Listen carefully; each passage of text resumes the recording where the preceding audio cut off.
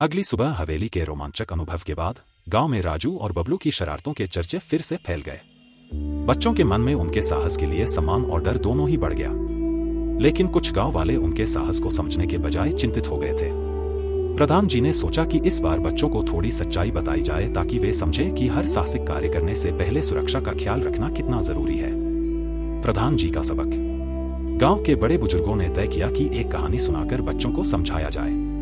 प्रधान जी ने राजू, बबलू और उनके दोस्तों को बुलाकर कहा, बच्चों, तुम्हारी हिम्मत की दाद देनी होगी, पर हर चीज की हद होती है। फिर उन्होंने उन्हें एक पुरानी कहानी सुनाई, एक साहसी लड़के की जो गांव के खतरनाक स्थानों में जाता, लेकिन एक दिन उसका सामना असली खतरे से हो गया और उसे अपनी गलती का एहसास हुआ। राजू और बबलू समझ गए कि उनकी शरारतें कभी कभी खतरनाक साबित हो सकती हैं, और उन्होंने प्रधान जी से वादा किया कि अब वे शरारतों के साथ साथ अपने परिवार और गांव के लोगों का सम्मान भी करेंगे। सीख और नई शुरुआत।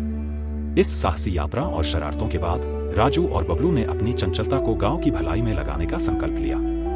उन्होंने बच्चों को पढ़ाना जारी रखा, छोटे मोटे काम करके गांव में मदद की और गांव के बच्चों के लिए नई नई खेल गतिविधियों की शुरुआत की। उनकी शरारतें अब मनोरंजन के साथ साथ एक सच्चे मित्र और गांव के हीरो के रूप में बदल चुकी थी। गांव वालों ने भी उन्हें प्रोत्साहित किया और उनकी तारीफ की। राजू और बबलू ने अपनी छोटी छोटी शरारतों से बहुत कुछ सीखा और गांव में अपनी जगह बनाई, जहां लोग अब उनकी शरारतों के साथ उनकी नेकदिली की भी सराहना करने लगे। कहानी का अंत।